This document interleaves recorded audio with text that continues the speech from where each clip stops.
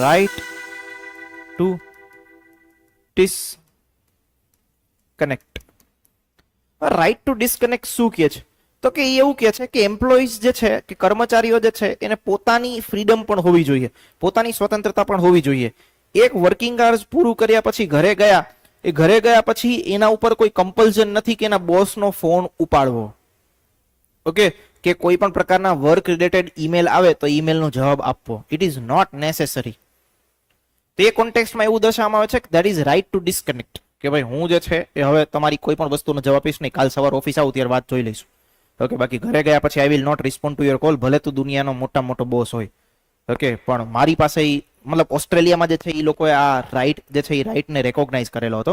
That is called as right to disconnect, કે ભાઈ employees જે છે એને પોતાની ફ્રીડમ હોવી જોઈએ. એક વખત ઓફિસ આર્સ પછીથી ઘરે ગયા પછી જે છે એમને કોઈ પણ પ્રકારના ફોન કોલ્સ કે કાંઈ રિસીવ કરવાની જરૂરિયાત નથી, ગમે એવી અર્જન્સી હોય તોય.